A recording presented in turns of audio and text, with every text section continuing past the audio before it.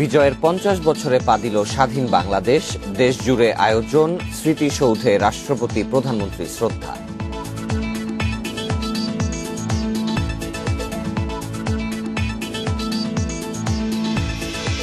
এখনো উগ্র সাম্প্রদায়িক শক্তির অপতৎপরতায় আক্রান্ত জাতি, সংস্কৃতি অগ্রগতির স্বার্থে প্রতিরোধের তাগিদ।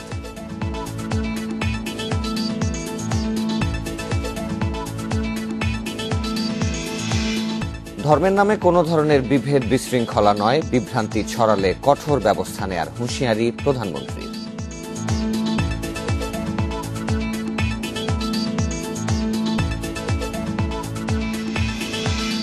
মুজিববর্ষের মেয়াদ বাড়ল ২০২১ সালের ১৬ই ডিসেম্বর পর্যন্ত। করোনার কারণে কোনো কর্মসূচি না হওয়ায় এই সিদ্ধান্ত।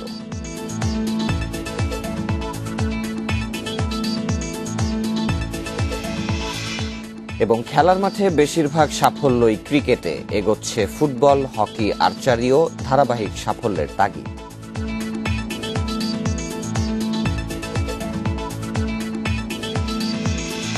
ইন্ডিপেন্ডেন্ট সংবাদে স্বাগত, সাথে আছি সাফাদ্দিন ফরিদ। শুনছিলেন প্রধান শিরোনামগুলো, যাব বিস্তারিত খবরে। মহান বিজয় দিবস উপলক্ষে সাভারের জাতীয় স্মৃতিসৌধে রাষ্ট্রপতি মোহাম্মদ আব্দুল হামিদ ও প্রধানমন্ত্রী শেখ হাসিনার পক্ষ থেকে বীর শহীদদের প্রতি শ্রদ্ধা জানানো হয়েছে। ভোর ৬টা ৩৪ তাদের পক্ষ থেকে শ্রদ্ধা নিবেদন করেন সামরিক সচিবরা। জাতির শ্রেষ্ঠ সন্তানদের প্রতি প্রথমে রাষ্ট্রপতির পক্ষ থেকে শ্রদ্ধা জানানো হয়, পরে শ্রদ্ধা জানানো হয় প্রধানমন্ত্রীর পক্ষ থেকে। পুষ্পস্তবক অর্পণ শেষে মহান মুক্তিযুদ্ধের বীর শহীদদের স্মরণে কিছুক্ষণ নীরবে দাঁড়িয়ে থাকেন সচিবরা। এ সময় মন্ত্রিপরিষদ সদস্য, সংসদ সদস্য এবং ৩ বাহিনীর প্রধানরা উপস্থিত ছিলেন। পরে আওয়ামী লীগের পক্ষ থেকে স্মৃতিসৌধে শ্রদ্ধা জানানো হয়। রাষ্ট্রীয় আনুষ্ঠানিকতার পর সর্বসাধারণের জন্য উন্মুক্ত করে দেয়া হয় জাতীয় স্মৃতিসৌধ। সেখানে এখন শ্রদ্ধা জানাচ্ছেন বিভিন্ন সামাজিক, রাজনৈতিক, সাংস্কৃতিক সংগঠন সহ নানা শ্রেণী পেশার হাজারো মানুষ। তবে করোনা মহামারীর কারণে এবার সীমিত করা হয়েছে শ্রদ্ধা নিবেদনের আনুষ্ঠানিকতা।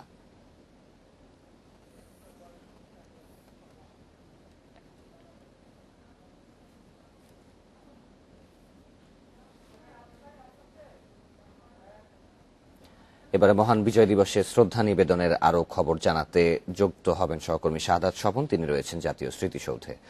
স্বপন, বিগত সংবাদে আপনার মাধ্যমে আমরা রাষ্ট্রীয় পর্যায়ে যে শ্রদ্ধা নিবেদনের তথ্য জানছিলাম, তো আমরা জানিয়েছি যে জনসাধারণের জন্য উন্মুক্ত করে দেওয়া হয়েছে শ্রদ্ধা নিবেদন করার বিষয়টি। তো এখানকার সর্বশেষ পরিস্থিতি এখন কি রয়েছে, বিস্তারিত জানাবেন। দেখুন, প্রথম পর্ব কিন্তু এখানে শেষ হয়েছে, অর্থাৎ রাষ্ট্রপতি প্রধানমন্ত্রীর পরে যে জাতীয় সংসদের স্পিকার বা বিচারপতি বা অন্যান্য যেসব প্রতিষ্ঠানের পক্ষ থেকে শ্রদ্ধা নিবেদন করা হয়েছে, এরপরে সাধারণের এখানে আসার সুযোগ হবে। তো বাইরে যারা অপেক্ষমান আছেন এখন পর্যন্ত তারা এখানে এসে পৌঁছতে পারেননি। আর যেহেতু শীতের সময় আর বেশ সকালবেলা, বেশ কুয়াশাচ্ছন্ন একটা পরিবেশ, এখন পর্যন্ত কিন্তু এরপরে প্রথম ধাপের পর কিন্তু এখন নতুন করে আর কেউ শ্রদ্ধা নিবেদন করতে আসেননি। তবে যারা এসেছিলেন তারা এই যে এখানকার যে স্নিগ্ধ পরিবেশ সেটার উপভোগ করছেন। পাশাপাশি এখন যে নতুন আসলে যে একটা ট্রেন্ড, যে কেউ কোথাও গেলেই ছবি তোলার যে বিষয়টি, সেটিও ছবি তোলা যেহেতু এখন অনেক সহজ হয়ে গেছে, যারা ছিলেন তারা ছবি তুলছেন। আর এখানে আপনি দেখতে পাচ্ছেন যে স্মৃতিসৌধের সামনের যেখানে যে বেদিতে নিবেদন করা হয় সেটি ইতিমধ্যে কিন্তু ফুলে ফুলে ছেয়ে গেছে। আর এখানকার এই যে আমরা যেখানে ফুলে ফুলে ছেয়ে গেছে, এর পেছনেই কিন্তু সামনে, অর্থাৎ ক্যামেরার সামনেই কিন্তু জাতীয় স্মৃতিসৌধ, যেটি এখন একেবারেই দেখা যাচ্ছে না, কুয়াশায় ঢেকে গেছে। তো আমরা এখানে অপেক্ষা আছি, গণমাধ্যম কর্মীরা আছেন, নিরাপত্তা কর্মীরা আছেন। অর্থাৎ আজকে এই পর্ব কিন্তু বলা যায় যে দুপুর পর্যন্তই চলবে। আমরা যখন এখানে আসছিলাম তখন কিন্তু দেখেছি স্মৃতিসৌধের বাইরে, মূল অংশের বাইরে অনেক সামাজিক, সাংস্কৃতিক, রাজনৈতিক সংগঠনের প্রতিনিধিরা সেখানে অপেক্ষমান ছিলেন। তারা আসবেন, হয়তো তাদের কিছুক্ষণ পরে এখানে প্রবেশ করতে দেয়া হবে। আর বেলা বাড়ার সাথে সাথে কিন্তু উপস্থিতিও বাড়বে এবং নানা, যেটি বলছিলাম যে বর্ণিল সাজে এখানে বিভিন্ন শ্রেণী পেশার, বিভিন্ন বয়সী মানুষের উপস্থিতিতে মুখর হবে। যদিও করোনার কারণে আগের মতো উপস্থিতি হবে না, তারপরেও যেহেতু বিজয় দিবস এত গৌরবের একটি উৎসব বাংলাদেশের জন্য, সে উৎসবে তো আসলে সবাই সামিল হতে চায়। সে উৎসবের যে অহংকার, সেই অহংকারের সামিল হতে চায় সবাই। পাশাপাশি করোনায় মানুষের যে গতিবিধি যে অনেকটাই সংক্ষিপ্ত হয়ে গেছে, মানুষের চলাফেরা যে অনেক ক্ষেত্রে বাধাপ্রাপ্ত হয়েছে, অর্থাৎ সে এক ধরনের যে শৃঙ্খল, সেই শৃঙ্খল থেকেও কিন্তু মানুষ বের হতে চায়, মুক্তির স্বাদ নিতে চায়। আর সেটার জন্য জাতীয় স্মৃতিসৌধের মতো এরকম অদ্ভুত সুন্দর জায়গা কিন্তু আসলে সব সময় যাওয়ার সুযোগ হয় না মানুষের। অন্তত ঢাকার মানুষের কথা বলছি, ঢাকার আশেপাশে যারা আছেন, স্মৃতিসৌধের যে স্নিগ্ধ পরিবেশ, যে বিশালতা, এই বিশালতার স্বাদ কিন্তু সবাই উপভোগ করতে চায়। অর্থাৎ বীর শহীদদের প্রতি শ্রদ্ধা নিবেদনের পাশাপাশি বলা যায় যে বেড়ানো হয়ে যায়। অর্থাৎ মানুষ যে বন্দি অবস্থা আছে, সেই বন্দি অবস্থা থেকেও কিন্তু মানুষ কিছুটা মুক্তি পায়, রিলিফ পায়। আমরা দেখতে পাচ্ছি আরেকটি সংগঠনের পক্ষ থেকে স্মৃতিসৌধের দিকে আগাচ্ছে এটি বাংলাদেশ লোক প্রশাসন কেন্দ্রের পক্ষ থেকে একটি প্রতিনিধি দল আসছে, যারা স্মৃতিসৌধে বীর শহীদদের প্রতি শ্রদ্ধা নিবেদন করবেন। আর এই পর্বটি কিন্তু এভাবে চলতে থাকবে। এই লোক প্রশাসন ইনস্টিটিউটের যে প্রতিনিধি আসে, তাদের পরেই কিন্তু আরো বিভিন্ন সংগঠনের পক্ষ থেকে এখানে শ্রদ্ধা নিবেদন করা হবে। তো এই ছিল আমার কাছে জাতীয় স্মৃতিসৌধে বীর শহীদদের প্রতি শ্রদ্ধা নিবেদনের পর্বের এই পর্যন্ত শেষ খবর। নিশ্চয়ই স্বপন, আপনি আমাদের সাথে থাকবেন, পরবর্তীতে আবার আমরা আপনার সাথে যুক্ত হব। আজ 16ই ডিসেম্বর মহান বিজয় দিবস, বাঙালির পরাধীনতার শৃঙ্খল মুক্তির দিন। এবার 49 পেরিয়ে বিজয়ের 50 বছরে পড়ল বাংলাদেশ। স্বাধীনতার সুবর্ণ জয়ন্তী উদযাপন করা হবে আগামী বছর। জাতির জনক বঙ্গবন্ধু শেখ মুজিবুর রহমানের নেতৃত্বে মুক্তিযুদ্ধের পর 71-এর এই দিনে ঢাকার রেসকোর্স ময়দানে পাকিস্তানি সেনারা যৌথ বাহিনীর কাছে আত্মসমর্পণ করে। বিশ্বের মানচিত্রে অভ্যুদয় ঘটে স্বাধীন সার্বভৌম রাষ্ট্র বাংলাদেশের। মুক্তিযুদ্ধে সব দিক থেকে কোণঠাসা হয়ে গেলে 71-এর 16ই ডিসেম্বর বিকেলে ঢাকার রেসকোর্স ময়দানে মুক্তিবাহিনী ও ভারতের পূর্বাঞ্চলীয় সেনা কমান্ডের যৌথ নেতৃত্বের কাছে আত্মসমর্পণ করে পাকিস্তান বাহিনী। লাল সবুজ পতাকা ওড়ে স্বাধীন ভূমিতে, নতুন দেশে। বাঙালির মুক্তি এসেছে অনেক রক্ত ঝরিয়ে, শোষণ, বঞ্চনা আর যন্ত্রণার শেষে লাখো মানুষের আত্মাহুতি ও বাংলা মায়ের আত্মদানের বিনিময়ে।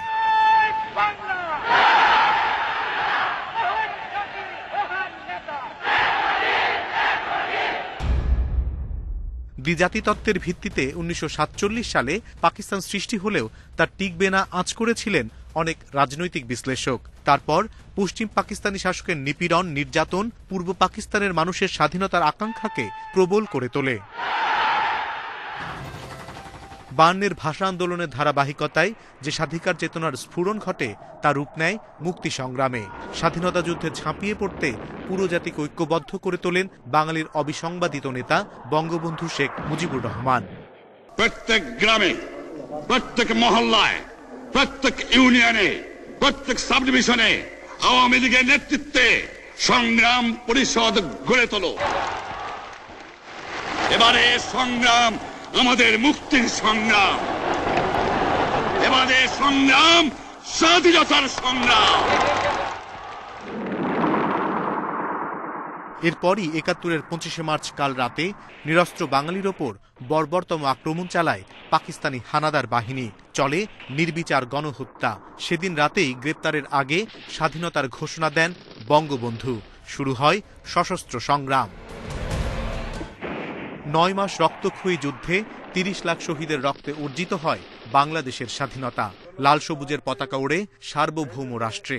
তলাবিহীন ঝুড়ি আখ্যা দিয়ে যারা অপমান করেছিল অর্ধ শতাব্দী পর, তাদের কণ্ঠে এখন বাংলাদেশের অগ্রগতির প্রশংসা। নানামুখী উন্নয়নে এগিয়ে যাচ্ছে দেশ, বাড়ছে অর্থনৈতিক সমৃদ্ধি। দারিদ্র্য আর দুর্যোগ মোকাবিলা করে এখন উন্নয়নশীল দেশের কাতারে বাংলাদেশ।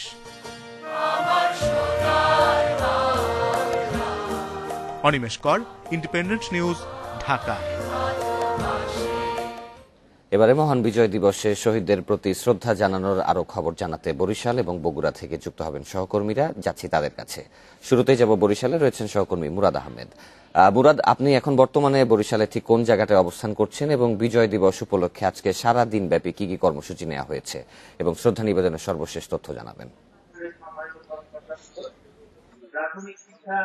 দেখুন, আমি এখন অবস্থান করছি বরিশালের শহীদ মুক্তিযোদ্ধা স্মৃতিস্তম্ভ, যেখান থেকে বিজয় দিবসের এই প্রাককালে পুষ্পার্ঘ্য অর্পণের সূচনা করা হয়ে থাকে। তো আমরা দেখতে পাচ্ছি যে একের পর এক বিভিন্ন সংগঠন থেকে এবং বিভিন্ন দপ্তর থেকে কর্মকর্তা কর্মচারী, সাংস্কৃতিক কর্মীরা বা সাংগঠনিক এবং কর্মীরা, তারা সবাই তাদের পুষ্পার্ঘ্য গুলো নিয়ে আসছেন এবং এখানে সম্মান প্রদর্শন করছেন।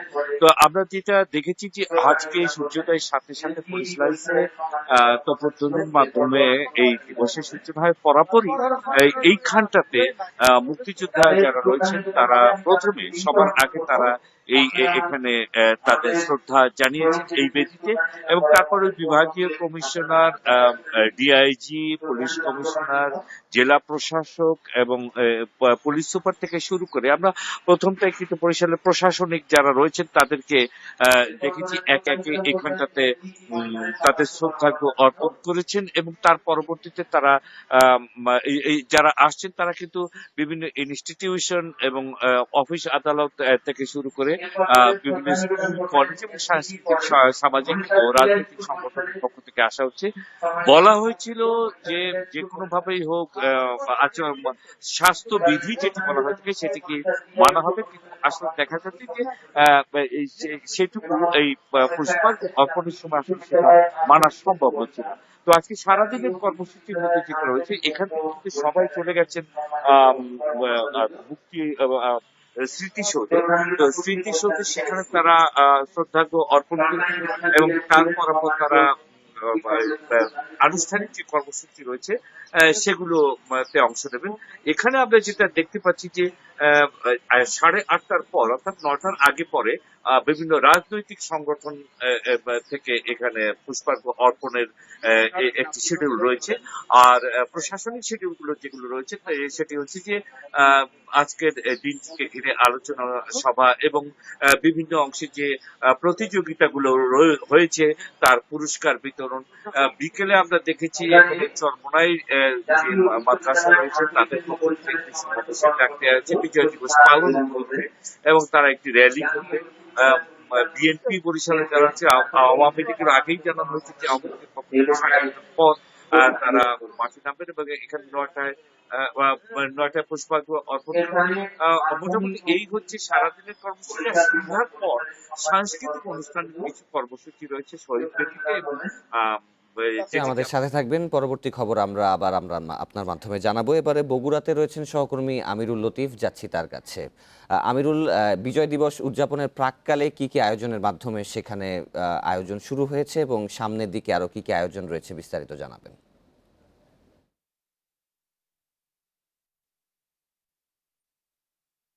মুরাদ আহমেদ যেরকমটি জানাচ্ছিলেন যে তোপধ্বনির মাধ্যমে শুরু হওয়ার কথা যেটি বরিশালে শুরু হয়েছে, বগুড়াতেও সেটির ব্যতিক্রম হয়নি। বগুড়ায় জেলা স্কুলে ঠিক 6:40 যখন সূর্যোদয় হয়েছে তখন তোপধ্বনির মাধ্যমে বরিশালে শুরু হয়েছে, বগুড়াতেও সেটির ব্যতিক্রম হয়নি। বগুড়ায় জেলা স্কুলে ঠিক 6:40 যখন সূর্যোদয় হয়েছে তখন তোপধ্বনির মাধ্যমে এই বিজয় দিবসের অনুষ্ঠান শুরু হয়েছে, এবং ঠিক একই সময়ে জেলা প্রশাসকের যে কার্যালয় আছে সেখানে বঙ্গবন্ধুর যে প্রতিকৃতি এখানে স্থাপন করা হয়েছে, সেই প্রতিকৃতিতে জেলা প্রশাসক সহ অন্যান্য যেসব সরকারি কর্মকর্তারা রয়েছেন তারা এখানে পুষ্পস্তবক অর্পণের মাধ্যমে এই বিজয় দিবসের সূচনা হয়েছে এতে। এবং আমরা দেখতে পাচ্ছি যে এর তারপরে বিভিন্ন যেসব সরকারি বেসরকারি প্রতিষ্ঠান আছে সেই সব সরকারি বেসরকারি প্রতিষ্ঠানের কর্মকর্তারাও এসে একে একে এখনো পর্যন্ত এই ফুল দেওয়ার বা পুষ্পস্তবক অর্পণের যে বিষয়টি সেটি তারা করে যাচ্ছেন এবং তারা শ্রদ্ধা নিবেদন করছেন। বাংলাদেশ 49 পেরিয়ে 50-এ পা দিল, এটি আসলে স্মরণ করছে সবাই। আমরা দেখেছি যে গোটা শহরেই বিভিন্ন ধরনের আলোকসজ্জা করা হয়েছে। বগুড়ার যে শহীদ মিনার আছে, শহীদ খোকন পার্কে যে অবস্থিত যে শহীদ মিনার, সেখানে রাত 12টার সময় দেখেছি যে বিভিন্ন রাজনৈতিক সংগঠন তারা ফুল দিয়ে শ্রদ্ধা জানিয়েছে। এরপরে আজকে যেসব অনুষ্ঠান আছে, সহকর্মী মুরাদ আহমেদ যেরকমটি বলছিল, এখানেও সেরকমটি আছে। সকাল 9টায়, সকাল 8টায় সার্কিট হাউসে একটি অনুষ্ঠান আছে যেটি সরকারি কর্মকর্তাদের। এরপরে পুলিশ লাইনে যারা যুদ্ধাহত মুক্তিযোদ্ধা পুলিশ সদস্য আছেন বা শহীদ পুলিশ সদস্য আছেন তাদের কে সম্মাননা দেয়া হবে পুলিশের পক্ষ থেকে, বগুড়া জেলা পুলিশের পক্ষ থেকে। এছাড়াও যেসব বিভিন্ন ধরনের প্রতিযোগিতা হয়েছিল, বিশেষ করে চিত্রাঙ্কন, রচনা প্রতিযোগিতা, এই ধরনের প্রতিযোগিতাগুলো ইতিমধ্যেই নেওয়া হয়েছে, শেষ হয়ে গেছে, ফলাফলও হয়ে গেছে। সেটির হবে সকাল 11টায় জেলা পরিষদ মিলনায়তনে। এবং বিভিন্ন মন্দির, মসজিদ, মাদ্রাসা সহ যেসব ধর্মীয় প্রতিষ্ঠান আছে সেখানে বিশেষ প্রার্থনার ব্যবস্থা করা হয়েছে।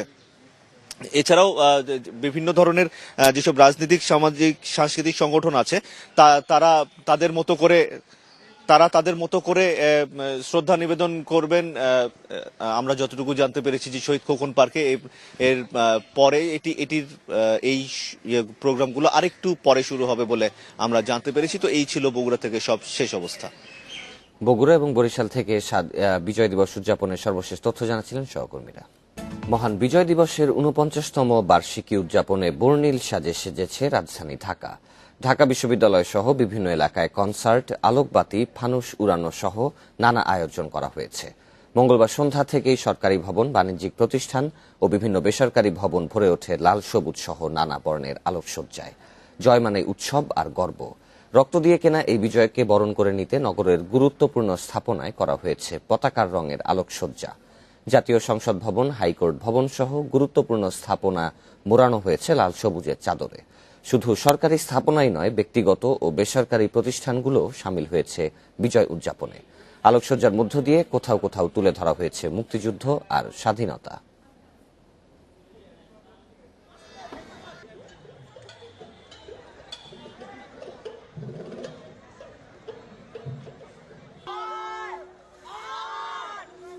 এবার একটু ছোট পরিসরে করতে হচ্ছে, এজন্য অনেকেই হয়তো আসে নাই। আর রাত 12টা কেন্দ্রিক আমাদের প্ল্যান হচ্ছে। অন্য সময় আমরা আতশবাজি ফোটানো হয়, কিন্তু এবার আমরা আরেকটু ছোট করে হয়তো পটকাবাজি বা আতশবাজি ফোটালেও অনেক কম আকারে হবে আর কি। জয় বাংলা বেশি কুরবানি দিয়েছে এই ডের জন্য। Happy victory day to all the Bangladeshis. Fantastic. জয় বাংলা, শুভ বিজয় দিবস। সেই মাসমাস থেকে আমাদের এই ক্যাম্পাস বন্ধ, নিরিবিল পরিবেশ। তো দীর্ঘ অনেকদিন পর আমরা আমাদের ক্যাম্পাসকে সে আগের মতো প্রাণবন্ত দেখতে পাচ্ছি। ছাত্রদের উপস্থিতি, এই যে একটা আনন্দকর একটা অবস্থা। কনসার্ট হচ্ছে, এখানে সবাই আনন্দ করছে। স্বাধীনতার সুফল জনগণের দোরগোড়ায় পৌঁছে দিতে গণতন্ত্রকে প্রাতিষ্ঠানিক রূপ দেওয়ার তাগিদ দিয়েছেন রাষ্ট্রপতি আব্দুল হামিদ।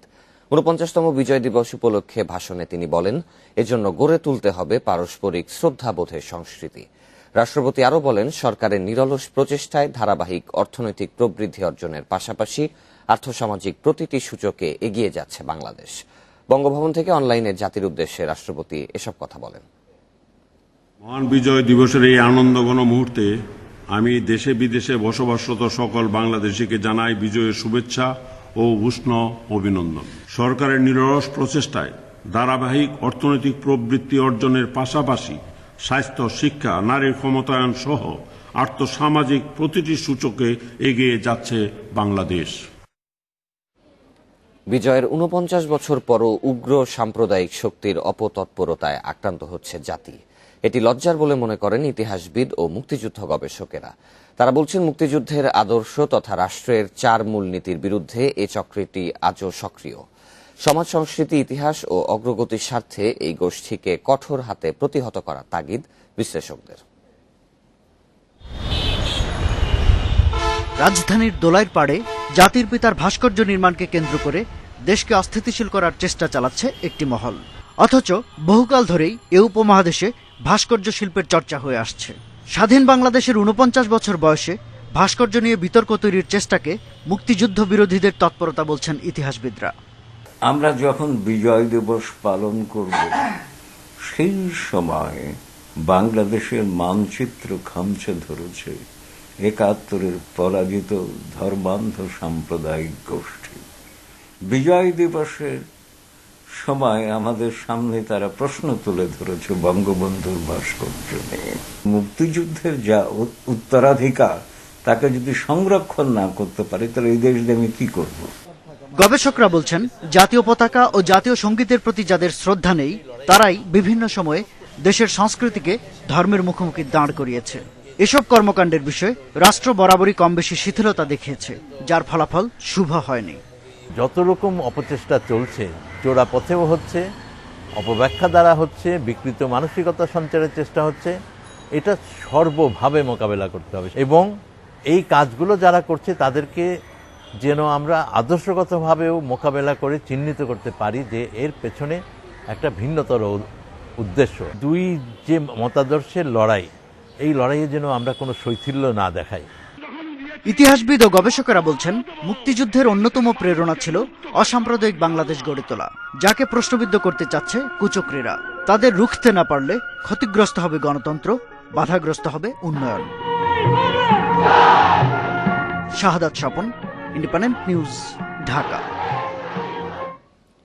অসাম্প্রদায়িক বাংলাদেশে ধর্মের নামে কোনো ধরনের বিভেদ বিশৃঙ্খলা সৃষ্টি করতে দেয়া হবে না। ধর্মীয় মূল্যবোধ সমুন্নত রেখে প্রগতি ও উন্নয়নের পথে এগিয়ে যাবে দেশ।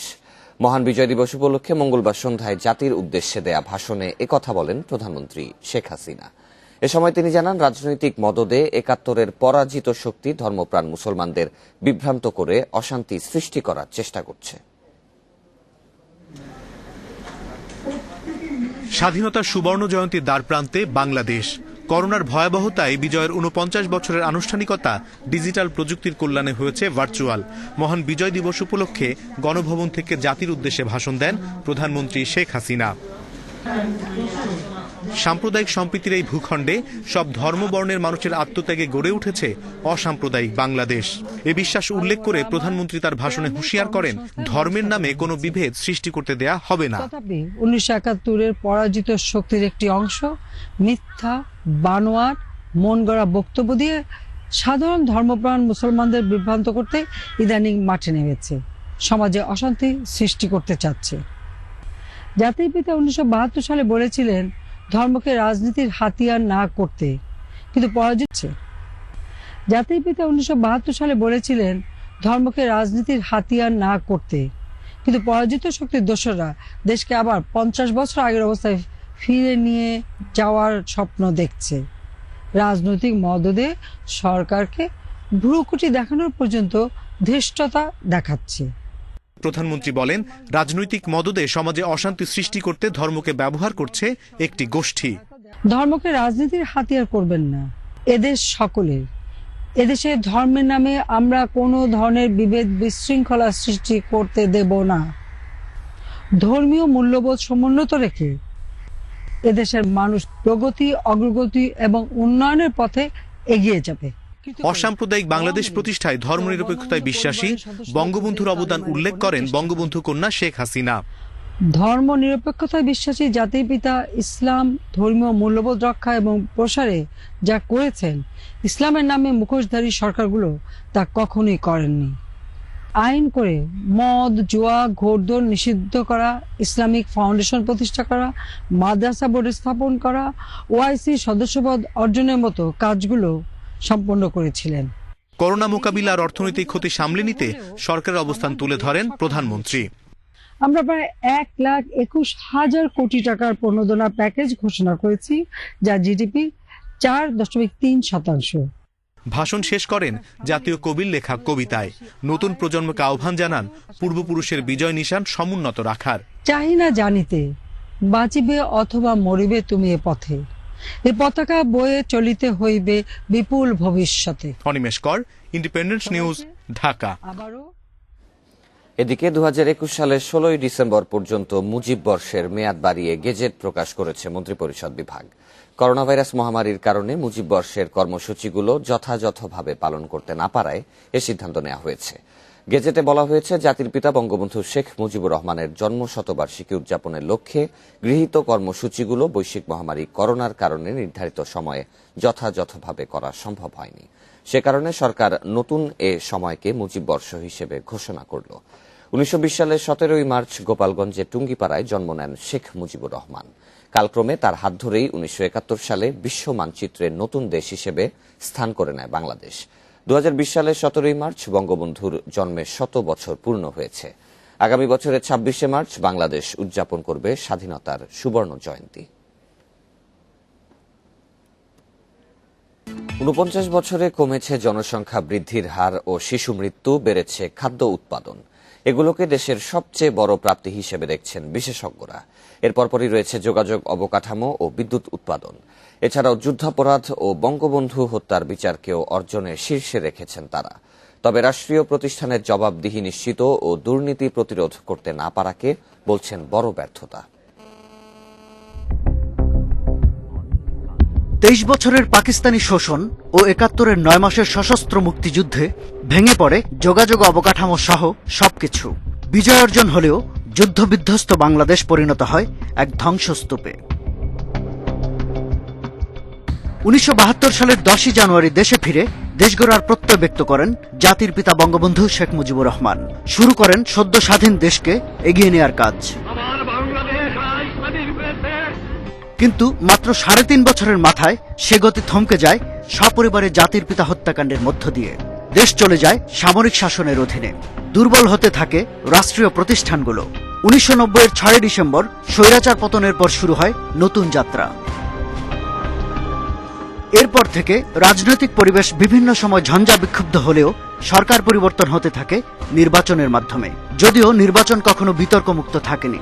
এত বাধা পেরিয়ে বিজয়ের 49 বছরে কি সফলতা অর্জন করল বাংলাদেশ, সে হিসেব কষতে ভারত সহ আশেপাশের দেশের চেয়ে সামাজিক সূচকে এগিয়ে থাকার প্রসঙ্গটি মনে করিয়ে দেন বিশেষজ্ঞরা। যে জনসংখ্যা প্রতি বছর বাড়ত 3% হারে বা তারও বেশি, এটা এখন 1% বা একটু বেশি হারে বাড়ছে। বাংলাদেশে খাদ্য উৎপাদন 4 গুণ বৃদ্ধি পেয়েছে। এর ফলে ম্যালথুসিয়ান যে দুঃস্বপ্ন আমরা বলি, নাইটমেয়ার, সেটা আর হয় নাই। মুক্তিযুদ্ধের আদর্শের প্রতি সংবেদনশীলতা ধরে রাখাকেও গুরুত্ব দিচ্ছেন গবেষকরা। জাহানারা ইমামের নেতৃত্বে গঠিত গণ আদালত, আন্তর্জাতিক অপরাধ আদালতের বিচারের সময় আমরা দেখেছি গণজাগরণ মঞ্চ, যেটা তরুণদের একটা স্বতঃস্ফূর্ত তাদের অবস্থানের বহিঃপ্রকাশ। তো এইটা সমাজের শক্তিময়তার দিক। তবে 49 বছর বয়সী বাংলাদেশের রাজনৈতিক সংস্কৃতির পরিস্থিতিতে হতাশা জানিয়ে অপ্রাপ্তি ও ব্যর্থতার বিষয়গুলো তুলে ধরেন বিশিষ্টজনেরা। দুর্নীতির জন্মই কিন্তু প্রাতিষ্ঠানিক দুর্বলতার থেকে। সুতরাং আমরা যদি সব প্রতিষ্ঠানকে যদি তার মতো করে চলতে না দেই এবং যদি আইনের আওতায় না আনি, আইনের শাসন যদি প্রতিষ্ঠা না করি, তাহলে কিন্তু এই দুর্নীতি কোনোদিনও আমাদের দেশ থেকে উচ্ছেদ হবে না। বাংলাদেশ আর্থসামাজিক দিক থেকে ভারতকেও ছাড়িয়ে গেছে। পাকিস্তান তো অনেক আগেই ছাড়িয়েছে, এটা আমার গর্বের কারণ। কিন্তু এই বাংলাদেশ তো আমি চাইনি মুক্তিযুদ্ধের মধ্য দিয়ে। বিশেষজ্ঞরা বলছেন 49 বছরে দেশ আরও এগিয়ে যেত যদি নিরবচ্ছিন্নভাবে দূরদর্শী নেতৃত্বের হাতে থাকত বাংলাদেশ। শাহাদাত স্বপন, ইন্ডিপেন্ডেন্ট নিউজ, ঢাকা। কাল ভার্চুয়াল বৈঠকে বসছেন প্রধানমন্ত্রী শেখ হাসিনা ও ভারতের প্রধানমন্ত্রী নরেন্দ্র মোদী। এতে ঢাকার পক্ষ থেকে প্রাধান্য দেয়া হবে পানি বন্টন, সীমান্ত হত্যা বন্ধ সহ বড় ইস্যুগুলো। তবে দিল্লির আগ্রহ কোভিড পরবর্তী পরিস্থিতি একসাথে মোকাবিলা করা। পররাষ্ট্রমন্ত্রী এ কে আব্দুল মোমেন জানান, এর বাইরেও দ্বিপাক্ষিক 4টি সমঝোতা চুক্তি সই হতে পারে এ বৈঠকে। করোনা ভাইরাসের সংক্রমণের কারণে এবার বাংলাদেশ ও ভারতের সরকার প্রধানরা বৈঠকে বসছেন ভার্চুয়াল প্ল্যাটফর্মে। বৈঠক থেকে ভারতীয় ক্রেডিট লাইনের আওতায় শেষ হওয়া বেশ কিছু প্রকল্প উদ্বোধন করবেন প্রধানমন্ত্রী শেখ হাসিনা ও ভারতের প্রধানমন্ত্রী নরেন্দ্র মোদী। এর মধ্যে রয়েছে 55 বছর পর নীলফামারীর চিলাহাটি ও ভারতের কুচবিহারের হলদিবাড়ির মধ্যে রেলপথ চালু। দুই প্রধানমন্ত্রীর উদ্বোধনের পর প্রথমে মালগাড়ি ট্রেন চলাচল শুরু হবে। এরপর মার্চে যাত্রীবাহী ট্রেন চালুর পরিকল্পনা রয়েছে বলেও জানান পররাষ্ট্রমন্ত্রী। মুজিবনগরে এই যে কি বলেন না, মেহেরপুরের মুজিবনগরে অপূর্ব স্থাপনা দেখার মতো। আমরা যদি রোডটা খুলে দিই, আমরা এটা রোডের নাম দিতে চাই স্বাধীনতা সড়ক। রোড খুলে দিলে পরে আপনার ভারত থেকেও লোক আসবেন, তারা আসে মুজিবনগর দেখবেন। এই রোডটা আমরা স্বাধীনতার স্বাধীনতা সড়ক 50 বছর পূর্তি উৎসবে চালু করতে চাই। ভারত সরকার রাজি হয়েছে। ভার্চুয়াল বৈঠকে কোভিড পরবর্তী সময় সহযোগিতা আরও জোরদার সহ সীমান্ত শান্তিপূর্ণ ও সুরক্ষিত করা, পানি সমস্যা নিয়ে আলোচনা করতে পারেন দুই প্রধানমন্ত্রী। এছাড়া দুদেশের সীমান্তে হাতি সংরক্ষণ, বঙ্গবন্ধু জাদুঘর প্রতিষ্ঠায় নয়াদিল্লি সহযোগিতা সংক্রান্ত সহ 4টি সমঝোতা চুক্তি সইয়ের কথা রয়েছে। আমাদের যতগুলো বড় বড় ইস্যু, আমাদের পানির সমস্যা, আমাদের এই সীমান্তের যে নিশ্চয়তা, এসবই আমরা সেখানে তুলে ধরব। We have been doing very well এইসব ব্যাপারে। আমাদের আর কিছু যদি সমস্যা থাকে, আমরা বিশ্বাস করি যে আলোচনার মধ্যে আমরা সব সমস্যারই সমাধান করতে পারব। বিশ্লেষকদের ধারণা, এই বৈঠকে করোনা পরিস্থিতি সামলানোর বিষয়টি বেশি প্রাধান্য পাবে। ভ্যাকসিনের বিষয়টা আমার মনে হয় গুরুত্ব পাবে এবং কিভাবে দুটো দেশ প্যান্ডেমিককে সামাল দিবে সেটা গুরুত্ব পাবে বেশি। আমার মনে হয় না এখানে আগে যেই সমস্যাগুলো আছে, এমনকি নাগরিক যে বিষয় এনআরসির এইসব ইত্যাদি, সেগুলো আমার মনে হয় না খুব একটা গুরুত্ব পাবে। বাংলাদেশের স্বাধীনতার 50 বছর উদযাপনে যোগ দিতে আগামী 26 মার্চ ভারতের প্রধানমন্ত্রী নরেন্দ্র মোদীকে ঢাকায় আসার জন্য আমন্ত্রণ জানানো হয়েছে। করোনা পরিস্থিতির উন্নতি হলে তিনি ঢাকায় আসতে পারেন বলে জানিয়েছে নয়াদিল্লি। Nafizuddaula, independent news, Dhaka. বিশ্বে কমছে না করোনা ভাইরাসের প্রকোপ। একদিনে মারা গেছেন 12,500-এর বেশি মানুষ। এ নিয়ে মোট প্রাণহানি ছাড়িয়েছে 16,40,000। নতুন করে ভাইরাস পাওয়া গেছে প্রায় 6 লাখ মানুষের দেহে। এ নিয়ে মোট আক্রান্তের সংখ্যা 7,37,00,000-এর বেশি। এ পর্যন্ত সুস্থ হয়েছেন 5,17,00,000-এর বেশি মানুষ। যুক্তরাষ্ট্রে মঙ্গলবার 2,900 জনের বেশি মৃত্যু হয়েছে। নতুন করে শনাক্ত প্রায় 2 লাখ মানুষ। দেশটিতে মোট আক্রান্তের সংখ্যা 1,71,00,000-এর বেশি। বড়দিন উদযাপনের নানা আনুষ্ঠানিকতায় জনসমাগম বেশি হলে দেশটিতে সংক্রমণ ও মৃত্যু আরও বাড়তে পারে বলে শঙ্কা জানিয়েছেন বিশেষজ্ঞরা।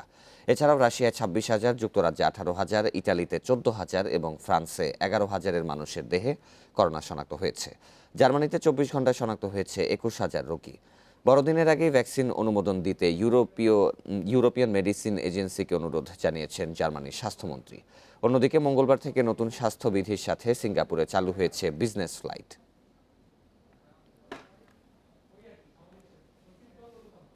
যুক্তরাষ্ট্রে এবার অনুমোদন পেতে যাচ্ছে মডার্নার ভ্যাকসিন। একে নিরাপদ এবং 94% পর্যন্ত কার্যকর বলে জানিয়েছে খাদ্য ও ওষুধ প্রশাসন FDA।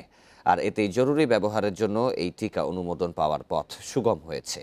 FDA-এর ভ্যাকসিন কমিটির প্রধান জানান, চলতি সপ্তাহের শেষ নাগাদ চূড়ান্ত অনুমোদন পেলে 24 ঘণ্টায় সারা দেশে এই ভ্যাকসিন সরবরাহ করা সম্ভব।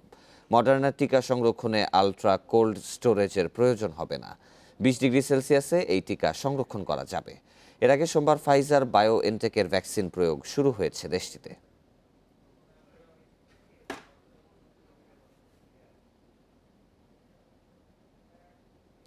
খেলার মাঠের কোনো জয়ে মুহূর্তেই এক হয়ে যায় পুরো জাতি। দলীয় হোক কিংবা একক, গত 49 বছরে সাফল্য এসেছে অনেক, যার বেশিরভাগই ক্রিকেটের হাত ধরে।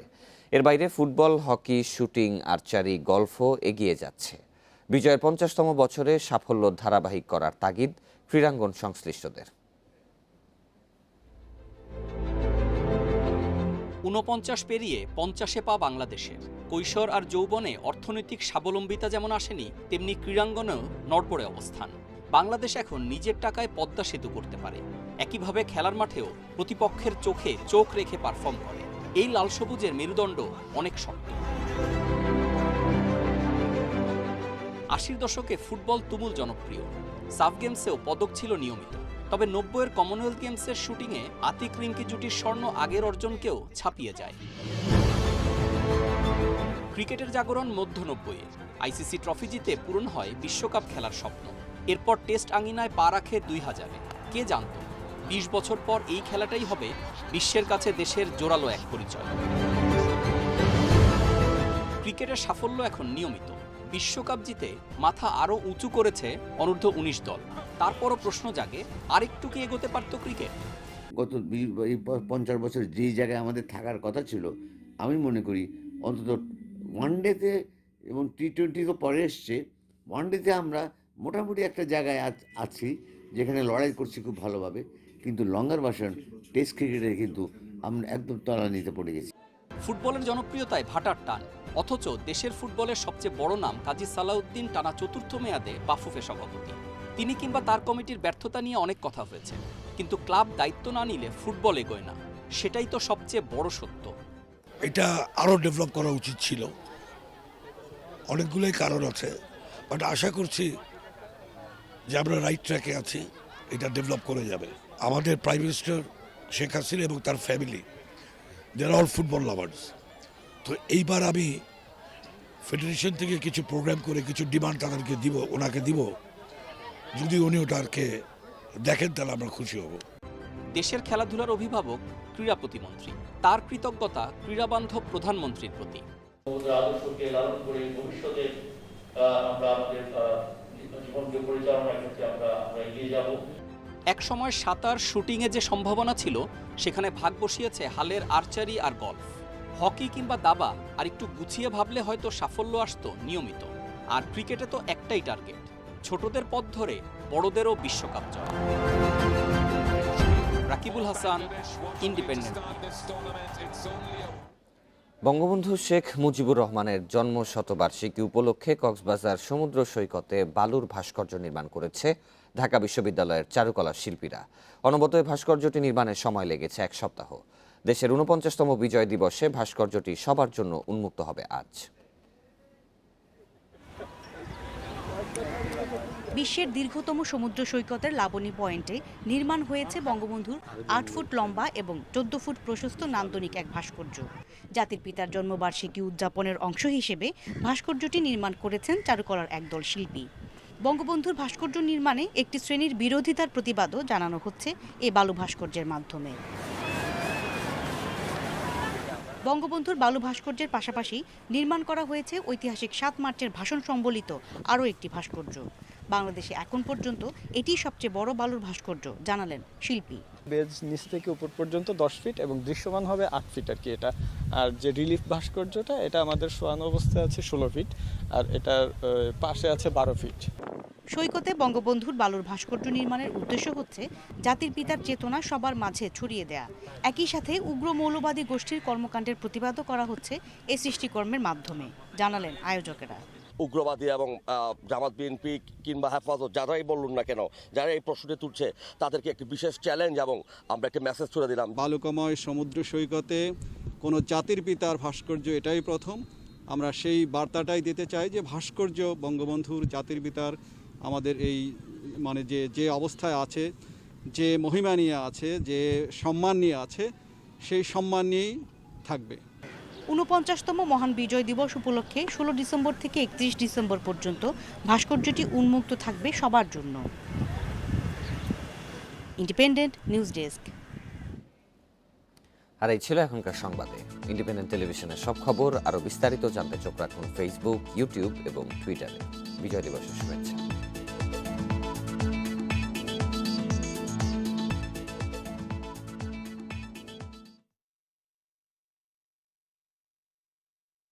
আপনি কি